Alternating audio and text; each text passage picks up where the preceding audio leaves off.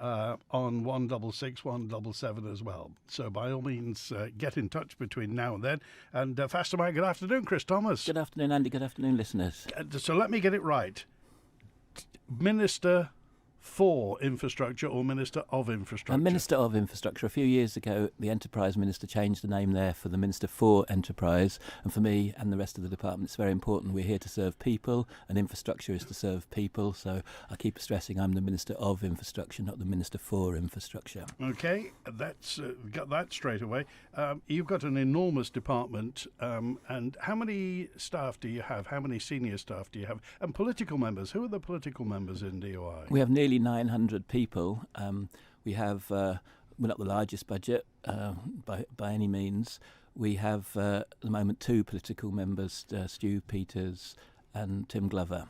So we're quite good on Manx radio connections there, I guess. And what's the biggest headache at the moment? What's the one thing that it always floats to the top of your inbox? I don't have a biggest headache, and I try not to get headaches, but we are trying to fix all sorts of problems all over the place. And it was a great list that you read out, but it goes beyond that. I mean, the weather forecast that you just used is another part of infrastructure, and they work really closely with flood risk management, and flood risk management is all encompassing. So, for instance, people have views on Douglas Beach out there that we can see, and we have people whose job it is to work out how to profile the beach there and everywhere else around the island to minimise debris coming onto the highways and potentially damaging properties. OK, there's a message in now from Ollie in Laxey who says, could you ask the Minister, when do we have a definitive date for the Liverpool landing stage to open? We have a published date, which was always before TT 2023, and working. People can see that the terminal is making very, very good progress, and the issue has been more around what's going on at above sea level and under the sea level, and with the steam packet, we'll be announcing a date earlier next year. So no, nothing definitive, but the target is summer next year. OK, and of course this is something you've had to pick up from previous administrations. I mean, were we too ambitious in having that there? Was there anywhere else it could have gone? We're going back to decisions that were made years ago now. Yeah. So it wasn't even necessarily the last government that actually purchased. It wasn't the last government that purchased the land. There was a decision to be made then. One decision was made. Certainly throughout, communication hasn't been the best. Certainly the risks could have been managed in a better way, at least in terms of communicating them and planning for them. All sorts of things have gone past. Now I've been focused working with officers here, but most importantly with the contractors in various responsibilities across to make sure we do the best with what we've got. And Tim decided there couldn't be a change now. It would be ridiculous halfway through to abandon the project. OK. Ollie goes on. Also, regarding the fact that the new boat, the Manxman, is going to be bigger than the McCree, are we completely 100% certain of the effectiveness of Heysham Port, bearing in mind the silting problems? There are issues in Heysham Port. There are also issues in Douglas Port. So a massive priority for the Department of Infrastructure, Treasury, government more generally has been to make sure that Douglas Port can cope with the worst eventuality, because those extra metres for the Manxman might make a difference in the absolute worst conditions. Also, in terms of legislation, for instance, Captain Carter won't mind me saying that he's not a spring chicken anymore, and we've been working with pilots to with bylaws to make sure that we have the thing. I just want to correct that. He is, of course, a spring chicken. He's just a bit older than he once was as a spring chicken. Well, I mean, bearing in mind that, and we all know and love Captain Carter, but is there succession planning for that particular department? Very much so. I've made a personal promise to Captain Carter in respect to that, and him and others have been working to train pilots in this sea, and we've been looking at the infrastructure that they've operated for years. You have to have succession planning, and that's the sort of nuts and bolts, bread and butter type issue that we're having to focus on in the department, quite rightly. Maintenance, succession planning, all those really important things are what we're focusing on. So you are 100% confident that the Manxman will fit in and everything will be fine in Douglas Port? Yeah, that was part of the specification of the Manxman boat, and people will know that we've the Edward VIII Pier is having some modifications next autumn. Heysham has always got an issue. Liverpool is again a problematic river in various ways, especially as all the tower blocks and things get built up around that area, and all those things are being monitored, managed, and things will be made to work. Okay, and a message in text in from Brenda, who just said, and again, has the Douglas Promenade been signed off? Is it actually finished? It's not finished in as much as there's lots of things that people can see that still need to be done. So I'm not sure what Brenda's talking about. But for instance, some of the bus stops down the far end of the promenade need to be replaced, and a decision needs to be made whether they need electric cables into them or whether they're going to use solar panels for the electricity. That's one example. Another example is the horse tram final specification. That's not finished, but we are very close to agreeing exactly what happened in terms of the actual roadway contract, and Tim Wood will hear more about that in the new year. The other point that's missing is we've still got sea walls along the walkway, and we've still got the walkway itself, and Douglas Borough Council still got its gardens and its walkway to talk about. That's why I released a 10-year vision, master plan, just so the public can see what things might look like if they ever get to be priorities, and if there's funding ever available for them. So what's the delineation of responsibility on Douglas Prom? What does the Douglas Council run and are they responsible for, and the DOI? Where does it start and finish? That's sometimes been a grey area to the advantage of Douglas Borough Council normally, but a slightly tongue-in-cheek. But the beach is clearly Douglas Borough Council's. The promenade, the walking part of the promenade is ours. It's part of the highway, but where the two meet has been something that we've worked together. But the most important thing, rather than playing with law and getting Callum Wilde involved, let's work together, sort it out, and make sure it's absolutely clear that this is ratepayers' money, this is taxpayers' money, and agree together to work together. And I think that's where the public roll their eyes if politicians are bickering over the interface of responsibilities. People just wonder why. Politicians, are public servants, are there to solve problems, not create them. Exactly, and I hope hope the public respect me for doing that, and I hope they give some respect to the officers and the councillors, even in Douglas Borough Council, that they're taking that line. So, for instance, it was very important to plan what would happen next in terms of the lights along the promenade, and let's try and move on. So, for instance, when people think about complaining that we haven't got lots of pearl lights along the promenade now, that some of them are still on North Quay, but let's remember the fact that we've now got modern LED light fittings. We're actually saving a lot of ratepayers' money when those lights are shone.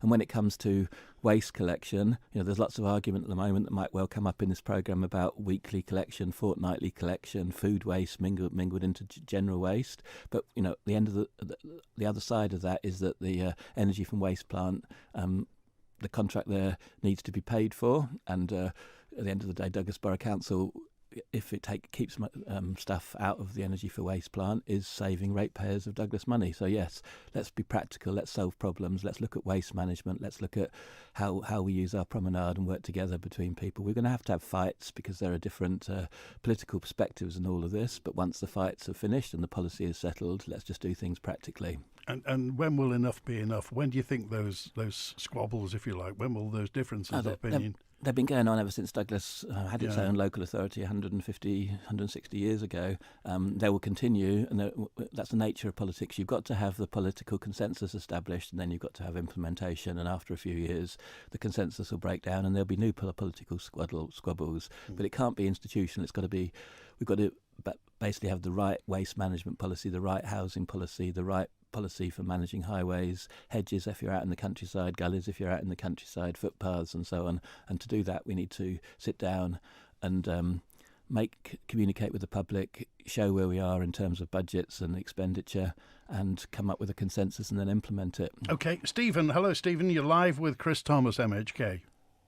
Oh, good afternoon, Andy, and good afternoon, Minister, and most importantly, good afternoon, listeners. Good afternoon, Stephen. You've certainly got a lot on your plate and a lot of things to consider. There's 2 points, 2 matters I'd like you to consider today, Minister, if you will. Some of them might be within your remit, some of them might not be. But we were very grateful in Peel last week or the week before when you and your team come down to Peel to explain the intricacies and the reasons why East Quay in Peel has been the subject of a regeneration scheme or a new roadway scheme. And I'm sure you might agree with me that some things that come out of that scheme was that Old Peel does have a parking problem. And what is giving businesses and residents concern in this area is that where will I park my vehicle? And we've all had light touch parking enforcement in Peel for many years, because I would dare to suggest that this problem has been bubbling along for a long, long time. And it did result in 2013, I think it was your department was the sponsoring department, to do a survey of what the problems were and what some of the solutions were. And there was a range of recommendations. One was do nothing, which seems to be in the case so far. And what has been giving people concern now is the spaces took away close to where they have their business and close to where they live. And and certainly some parking has been mitigated, but the overwhelming solution that was left to me, certainly from that meeting, and I think Alan Jones, the Commissioner for Peel, did also touch upon it at the meeting, that there is a parking problem in the town. And I would like to ask you, Chris, do you see any way that the Department of Infrastructure, can work with the town hall, the ratepayers, to either provide funding, support the funding, and how do you think some of the implementations of the parking survey could be carried out to start with? I think that would be a big help and a solution. I certainly wouldn't want to see more enforcement. I would like to see the light touch enforcement, because I think that's the best way forward until these recommendations are done. So what would you think on that? This is the first matter.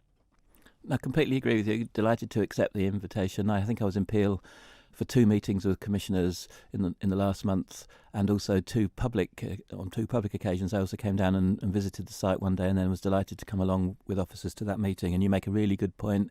And why wouldn't we be, from the Department of Infrastructure, working with Manx National Heritage to see if there's any possibilities for their car park, either with an extra story or just more spaces, as was proposed at the meeting and also back in the 2013 survey. Why wouldn't we be working with Peel Town Commissioners themselves for perhaps an extra story, of course sympathetic to the conservation aspects of the town? Why wouldn't we be working together, whether it be through giving permission or helping to finance or with ideas about design? So completely prepared to follow it up, and will do. And the second point you make is really important as well, which is enforcement can only be intensified if there are possibilities to park, and so we need to solve the actual supply of parking places situation before we can change the enforcement. But I understand that Peel Town Commissioners are consulting at the moment about large van bylaw enforcement, and we've created the possibility to work with them and other commissioners as well in terms of other parking regulations. But to me, that's second to actually solving the real underlying problem. Well, as you know, I'm a native of Peel and a resident of Douglas, and the next topic I'd like to talk about, if we may, is Westmoreland Road, the main road, and that area that is going to be the subject of a planning application, I believe, shortly. Now, we spoke when the idea came forward for the nurses' home development to be carried out. You arranged before it went actually to planning, you arranged a meeting in the Finchhill Pavilion where people could come along, look at what was proposed, and get a feel for it and raise questions before it went to planning. And I think that was good communication. So my question is, how do you see this proceeding now? Will we be able to talk about the plan before it goes for planning application? Because I think it's important that the Manx Development Corporation carry residents with it, because once it goes to planning, the only opportunity people have is a full-blown objection. And that takes a lot of effort on both. It takes a lot of effort to get the objection, and it takes a lot of effort to oppose the objection. And I would say communication is the key, working together with residents and people in the area primarily to make sure that we understand what's trying to be done, and sometimes pointing out to the planners who've done the plan that that's not quite right because of X, Y, and Z. So are you aware that there will be planning going in? Why haven't they done what you did last time, which was presentations first? How do you see this going, Minister? Oh, no, it's a really good point, and I did appreciate working with the community to arrange that meeting, and I do think we ought to have that meeting. So Mrs. Corlett and myself were notified a couple of weeks ago that this planning application was pending in the new year. I haven't seen the plans myself as yet. I do think it's an excellent proposal that you've made, and is the Finchall premises available for another public meeting, or should we go for a bigger facility? The committee would look favourable on that, because it's a community asset. It's there for the community. I'm sure that the directors and management of the Finchall would welcome it, because that's the heart. That is in the heart of this development. So that's an ideal place to hold Brilliant. the meeting and the plan, and have the boards in there so we can all go and look and see what's proposed. You'll remember, Stephen, that one thing that came up in that earlier meeting was about parking. That was essentially, what people were concerned about. It's great that buildings are being reused. It's great that development's happening, but everybody is so worried about parking. And I've got another case of this at the moment quite close by. So the Peel Road Apartments, the new Douglas Borough Council, City Council premises, they're limited in terms of the number of parking spaces they have available, and Douglas City Council is trying to limit parking availability for residents. And if you remember at that meeting, we talked about doing something similar around Domain Road and around Westmoreland Road, given the nurses' home coming on and all these other developments. So again, I think that would be a very important aspect of this forthcoming meeting that I'm going to arrange, and I'm going to be in touch after the programme. So thanks for phoning. Thank you so much. Okay, thank you, Stephen, for calling today. A message in from Rosemary, who I don't know whether this is your jurisdiction or not, so I'll ask you anyway. Can you ask the Minister, why is it so difficult to stop drugs entering the Isle of Man? Does that come under your remit at the ports? Well, it's all sorts of people's responsibility, but it does in as much as things have slowly been changing in recent years, and there will continue to be changes next year, both at Douglas Harbour and also at the airport. And it's, for instance, and also the access to different places. There's a sort of live issue that's bubbling up at the airport, which the airport director is having to do with what's called the GA pilot community. I'm not saying anything whatsoever to do with any issues to do with drugs, but we're under more and more pressure from society and also from international authorities to make sure that the Isle of Man's not in any way exposing itself and exposing other people. And so in that sense, because we're responsible for the infrastructure, we do have those concerns. Very, very interestingly, when I first started observing Manx politics, I would have thought there was a huge sort of libertarian streak in Manx political culture. We don't like the idea of controls and at the borders, but I do get the impression that through COVID that changed. Well, at least that's a hypothesis I'm testing. Many people think it's our divine right to get on a ferry to go to Liverpool, having given a false name and having paid in cash. Is that our divine right? Especially, and can we do the same when we're coming back as well? Interesting, very interesting point you make then about COVID. So do you think COVID has, if you like, scared people into relying on the state more?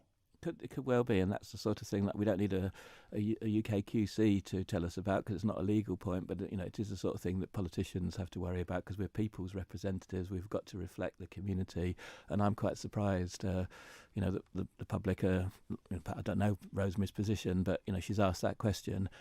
Are people more prepared to tolerate more controls at the airport and the harbours because of the war on drugs and all the other things that can happen across borders? And is there really a border between us and Liverpool or not?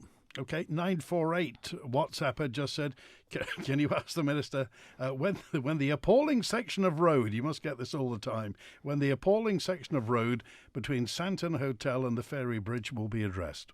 Okay, well, that's quite a famous bit of road. So the A5 Santon improvement was there, and it got taken out, and there are still arguments about what needs to be done in terms of that road. So at the moment it would have to be done by maintenance, although a year or so ago there were plans for quite a major refurbishment scheme. So that's something that's under review.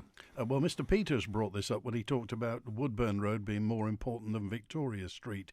So does the squeaky wheel get the grease, or is there a pecking order in terms of road improvement? Has it been laid down in black and white as to when things happen, or is stuff done because of exigencies that come up? Both. So there is a prioritisation in terms of use and in terms of the state of the road, so how bad it is. Likewise with pavements and so on. The second point is more and more we're having to fund things out of revenue, i.e. people's vehicle duty, rather, because capital schemes are more and more scarce across government, and particularly for DOI, I think. And the third point is what I'm focusing on with these officers in highways is making sure that people understand that they're better off communicating officially and getting a complaint or a request logged officially rather than going through a minister or another politician, because that just slows it down potentially 4 or 5 days, and they'll eventually get back the same answer they would have got if they'd just gone to the officer. Made the offer to Manx Radio, which apparently has been accepted, that we're going to bring in a whole series of officers from different parts of highways, particularly at first, to actually talk through all of these issues, and I think they'll make quite interesting programmes for people to discuss with, and we'll try and make it as live as possible so people can ask questions. Okay, so could you say when Santon to the Ferry It's Bridge not. will be? It was higher up the prioritisation list than it is now, so it'll be maintained, but it's not being completely refurbished. If it's the same piece of road, the one outside the Mount Murray Mount Road has been downgraded because of some sort of change that happened politically. Okay, well, you mentioned Treasury, and we'll come to Treasury later on, because obviously the department's relationship with Treasury is one that's fundamental. But first of all, Howard, you're live with Chris Thomas, MHK. Hello, Andy. Hello, Minister. Just a curiosity, when you're talking about the Santon Road, just brought to mind, that was in the early to mid 1970s when that was built, going from the top of the Richmond out down through to the bottom of the Brown Cow. So that's 50 years since anything's been done down there in a way. That road was rebuilt. I remember it being done. And then they stopped because of the cost and the work that was supposed to be done down through from the bottom of the Brown Cow down to the Ferry Bridge. But that's by and side. But what I saw on the weekend is there somebody within the DOI department that has this thing about raised crossings. I see they're spending a huge amount of money in Victoria Street, where some of the rippled and what do you call those pavements, where they're drop pavements, would have been suffice. But they're spending a huge amount of money to put it down to single line traffic. And now I saw in the internet on the news they're proposing to do a similar thing at the road junction, the bottom of Marathon Road, on Victoria Road. Now, it strikes me the way these have been popping up all over the place, there's somebody within the DOI has this in mind to put them all over the island like they did with the mini roundabouts and the little traffic islands, who were costing many, many thousands of pounds. And I said when they were doing the promenade, Bucks Road, all the way down through Woodburn Road, does need refurbishing. But at the time the promenade was being refurbished, and Bucks Road, that area down through, was the main road. But it is in a dreadful state all the way down through, and you only have to look at part of it, Woodburn Road, where the Science Church is. That is bitumen, tarmac. Now, I can't remember the last time tarmac was used on the roads here. not with any certainty, but tarmac, as it was then, they laid that down, and I remember the boys doing it. But there's been nothing done on that road since. And they're spending ridiculous amounts of money putting these little crossovers in, wasting money on little schemes instead of getting on with something that's worthwhile.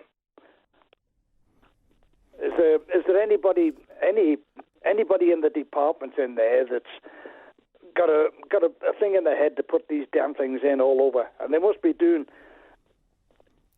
loads and loads of damage to vehicles, buses, ambulances. Every car that passes over them, you've got another one outside the power station now.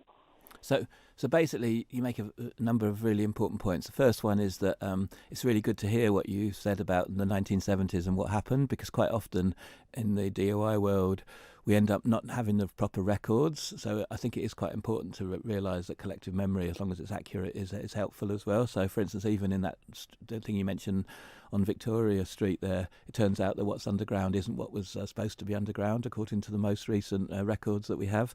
The second point that you say is that officers don't have their own will and don't impose things, but, 2017-18, a big thing was active travel, and at the end of the day, Strand Street and Duke Street are pedestrian places, and also Tynwald made it a policy to encourage 20 mile per hour inside areas during the last administration. So officers just do what they perceive to be the political mood. Stu Peters has come into the department to provide the motorist champion perspective on all of these things. But, ultimately the Victoria Street scheme started 10, 15 years ago under Mr. Bell's town centre regeneration initiative, and it's completing that. And ultimately there are people who need to go across there, and I for one think that it's worked. It was going over into the Villa Gaiety Sefton Hotel at the other end. I think it's really nice to go along there in the evening and look around at the cars and feel as if they're going to stop for you, even though it's not a full traffic light system. So we've got to balance perspectives, but I also take your point that the motorist perspective is right, and sometimes these crossings are too high. Sometimes ultimately they're designed to slow cars down. If car drivers don't like that, there's nothing you can do about it. With politicians' job is to balance the perspectives of the car driver and other users. Do you think it might have been helpful at the start of the promenade to say, look, this is a traffic calming measure. This is a traffic reduction measure. It's a traffic calming measure. I just can't. I completely agree with you, Andy, and I just can't resist saying that is the first first amendment I ever moved in Tynwald was in my second Tynwald, and I actually said, wouldn't it be better for us to be honest about what we're trying to achieve in the promenade and what we're actually going to do? And the old timers, I won't name any of them because they come back and phone me up straight after the programme, but they all told me I was talking rubbish and didn't vote for me. But at that stage we were doing phase 1, phase 2, because we had no idea what we were going to do down the rest of the promenade, and wouldn't have been so much better if we'd have actually said, this is to reduce the speed to 20 miles per hour up to this point, and this is to give some primacy to other users of the promenade other than motorists, and being open about that. So where we are was in DOI, we've got to balance users. There's no officer on a crusade for raised curbs. We have got schemes going in like Howard suggested in Castletown as well. He didn't mention that. Port St Mary, Ramsey. But they can all be stopped, and we can go back to having roads just for cars if we want to. Officers do what politicians tell them to do, but we've got to make sure we have the right balance. Okay, Howard? But as you say, a drop curb with the proper approach to it, are these things on a regular basis within the UK raised walkways across which for ambulances going down through, for large vehicles going down through? I see they've narrowed that road just by Starbucks quite considerably. And this is a classic example when they've done the roundabout on the approach into the airport. They put all little concrete triangles in there, and the large vehicles operating around just couldn't function. So this is what's going to happen. You're completely right, and so emergency vehicle routes is one of the crucial things. So I'll give you 3 more examples around Douglas because they're all current issues. The first one is Tremode Road was a much higher prioritised scheme now. That's not that's no longer in prioritised. I answered in the House of Keys or Tynwald recently that definitely wasn't happening before 2024. 25, it's a long way in the future because that's got huge implications.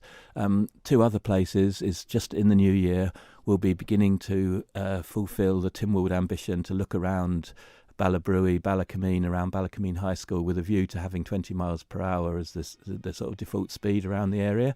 And you can put up 20 mile per hour signs, and we'll see whether people observe them. But then there's two alternatives. Either you use the way that the roads are structured and the way people are encouraged to park to slow traffic down, or you have more enforcement, or you do nothing. So all those possibilities will be, where Andy lives, up around Ballabruey and Ballacameen, under discussion from the new year. And the third one is Derby Square is another point. We've got an engagement going on at the moment to see whether we change traffic management around Derby Square. These are really important issues. I often feel as if I'm being middled up, and I am middled up because there's all sorts of users of roads, and what we need to have as a political solution is a consensus about the balance between the needs of motorists, the needs of walkers, the needs of cyclists. I even got visited by the British Horse Society, a wonderful organisation, to talk about the needs of horses on rural roads and the concept of bridleways, which is doesn't exist enough as yet on the island. We've got to balance all of these uses. We've got constrained budgets, and look. I'm looking forward to working with Manx Radio and other media outlets to have this discussion next year, because we need to settle some of these questions about raised curbs. That's why I asked Stu whether he would consider being motorist champion, because he clearly is a motorist champion, and to me it's important in the department itself that we hear the perspective of a motorist, and that's why I invited Stu to come into the department, and I was delighted when he accepted. Okay, all right, thanks, Howard. Okay, thanks then. Thanks for the phone call. We're back with Chris Thomas, MHK, in just a few moments' time. Concerned, confused or curious about climate change? Want to do your part? Then visit netzeromatrix.com, helping businesses and individuals understand the net zero targets that government has set, how they'll be achieved and what impact it will have upon us. Plus, get practical advice and tips for saving energy, the options available for switching to renewable energy technologies, and much more. We all need to do what we can. So visit netzeromatrix.com and join us. Spectrum Windows. If your house needs a new look and your windows letting rain, keep those cold breezes out and make it look like new again. Spectrum Windows, Spectrum Windows. Quality through and through. Great work guaranteed to you. Spectrum Windows, Spectrum Windows. Spectrum Windows. You can get the best of everything, and the price is just as nice. Oh, I'm so glad we went to Pacesetter. The perfect shower, some great tiles, all the accessories we needed. They had it all. Amazing ranges from traditional to modern, many exclusive to Pacesetter. Get your bathroom on song. Visit the Pacesetter showrooms at Harris Terrace and Spring Valley. You can get the best of everything, where the price is twice as nice. Nearly as good as me. It's Manx Radio's Christmas Classics on board the dining car on Wednesday the 14th of December. Enjoy a three-course meal and party away to the best Christmas hits, hosted by Carnaby Street's Chris Williams. Tickets are just £49 per person. Visit rail.im or book now on 697457. Manx Radio's Christmas Classics, in association with your nation station, Manx Radio. There is currently no statutory framework to assist where adults either cannot communicate decisions or are unable to make decisions for themselves, but all that is about to change. Last Tuesday, the Capacity Bill 2022 received its final reading in Legislative Council and returns to Keys this week for final approval. So why has it taken so long to introduce this legislation, and what impact will it have? Find out on Agenda at 6 p.m. this evening with me, Phil Gorn, on Manx Radio. Some of the most difficult decisions we ever have to make affect our loved ones as they approach the end of their lives. So will this new act help or hinder? The Mannin Line, brought to you by netzeromatrix.com, the world's leading carbon register and validation ecosystem. Faster Mai, good afternoon. And David, hi David, you're live with Chris Thomas, MHK. Hi, is it me, Andy? You are live on the air. Morning, Mr. Sorry, Andy. I thought I was second on a running, but never mind. Can I just ask Mr. Thomas regarding the housing department, which is under his remit?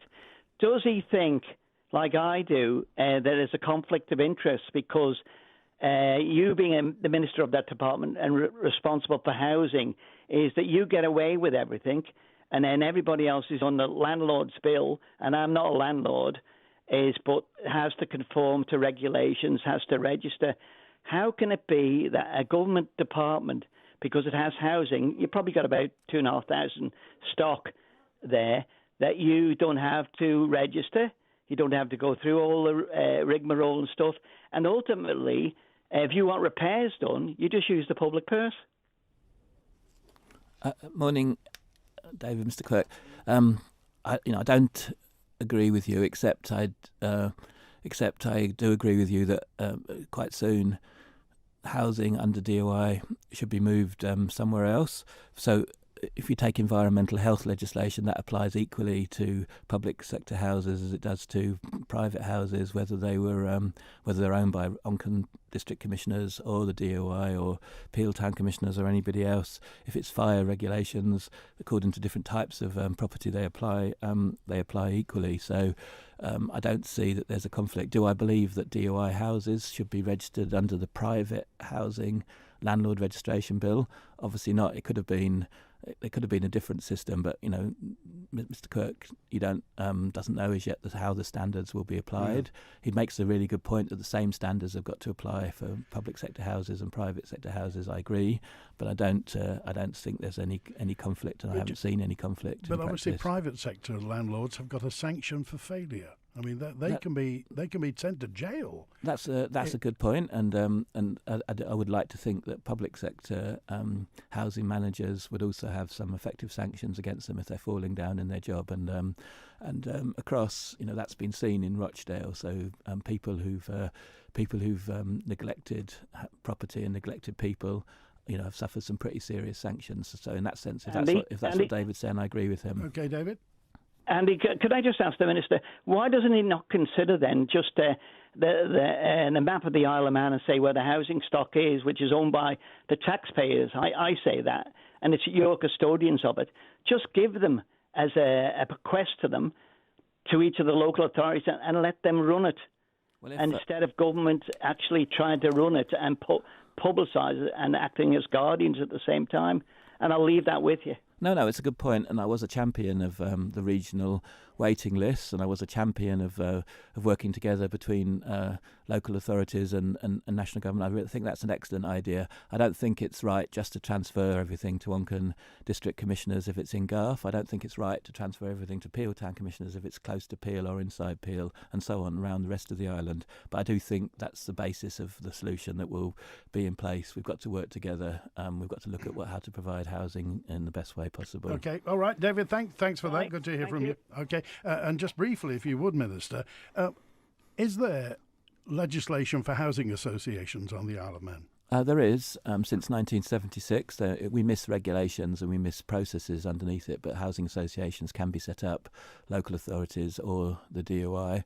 If somebody walked into the DOI office and asked to set up a housing association, I'd have to deal with it. And has anybody evinced such an attitude? No, they have. We have housing associations. So we have the Manx Housing Trust. We have the Legion, British Legion Housing Association. They don't feel as if they're housing associations, but to my mind, they must have been set up in the eons of time with that sort of primary legislation in the background. We don't regulate them as such, but that's definitely part of the future. Okay, Julian, you're live with Chris Thomas. Hello, Julian. Hi, Andy. Hi, Chris. Hi, Julian. How are you? All right, yeah, good, nice day. It's a bit cold, but nice. Couple of questions for you, actually. First one is, what's the plan in the future for the classic car 30-year rolling provision for vehicle licence fees? And the other one is about the option of the 6-month chunk vehicle licence payment option, so that people can decide, they just take their nice E-Type out just in the summertime and then store it for the winter.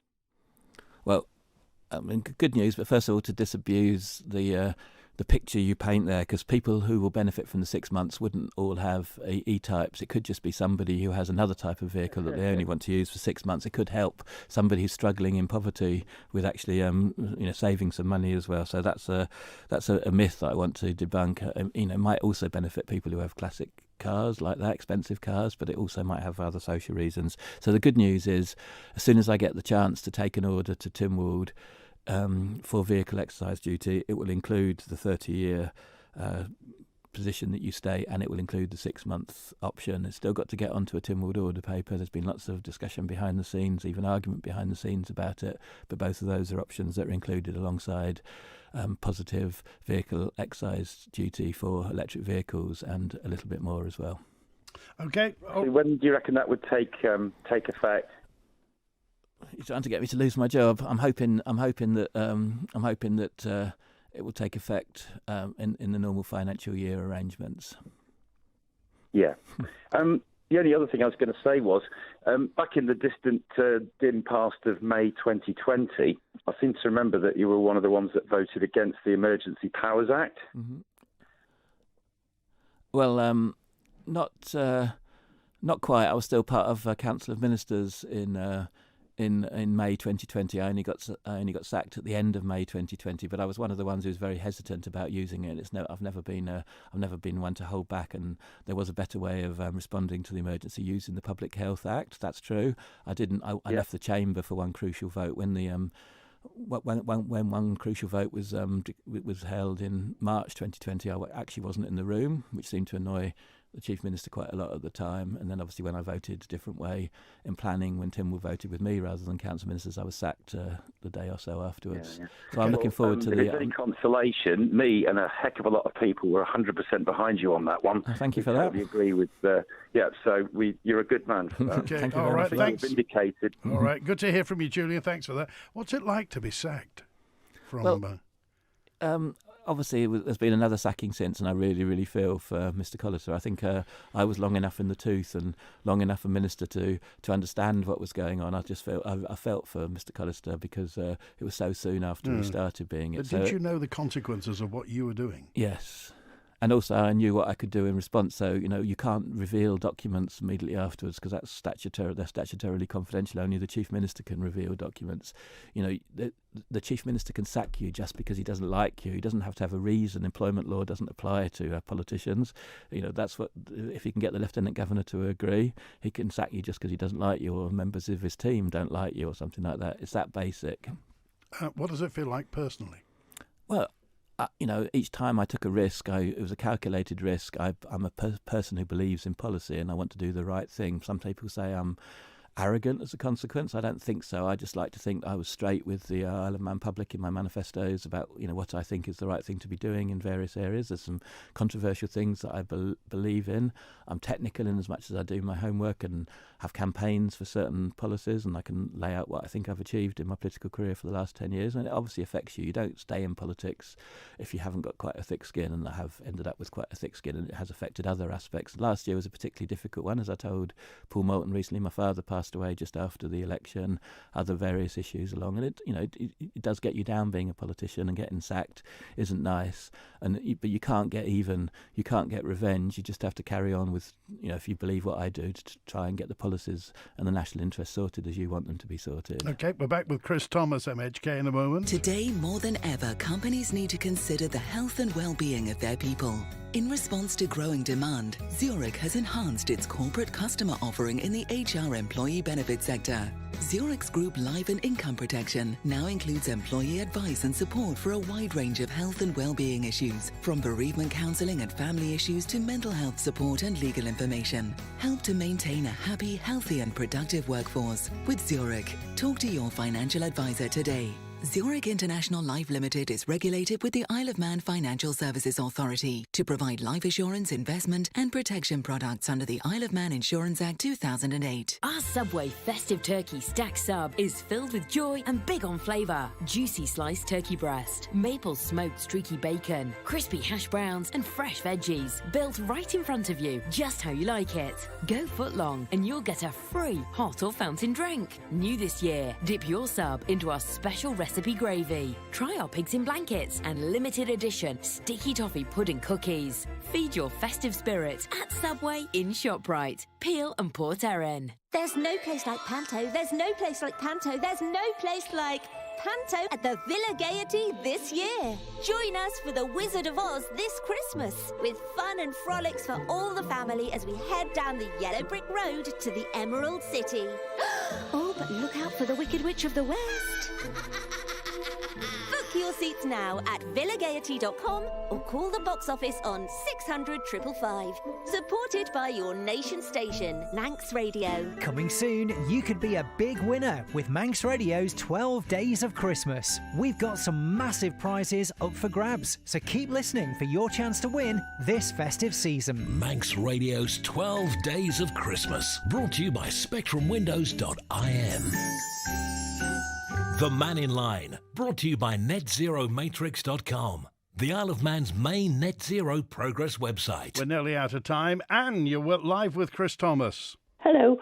I'm a widow, 79, and I live on my own in a 4-bedroom, 2-bathroomed house. And I decided to go to Peel Town Commissioners and asked if I could go on the housing list, full sheltered housing. And I was told no, I couldn't, because my house would be worth more than $275,000. Now, there's absolutely no property being built in Peel which is suitable for me to downsize. So, and many of my friends are in the same position. Have you any suggestions? So sorry about your particular situation, and we have to solve it for people like you and for everybody else. So all of a sudden we'll have more houses for younger people if we can help you and your friends and other people you know downsize appropriately. So I'm so delighted with this phone call because it's such a major issue. It's a big problem, isn't it? Lots and lots of older people simply can't downsize. Yeah, do you actually need 4 bedrooms and 2 bathrooms? You know you don't. You know you don't. So we've got to be working with you. I've had meetings with banks to come up with products. We're working on changing the thresholds.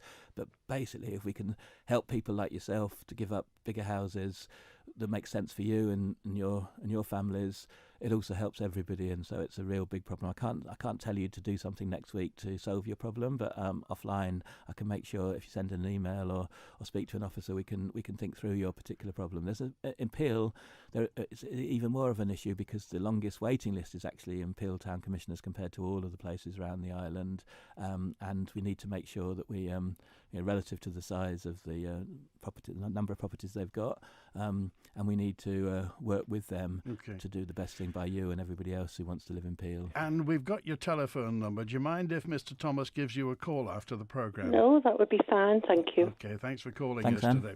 All right, we're just about out of time. I just want you to, you mentioned earlier on, so we've got lots of people hanging on to call, but we wouldn't fit it in time. So briefly, if you would, you mentioned doing stuff out of revenue.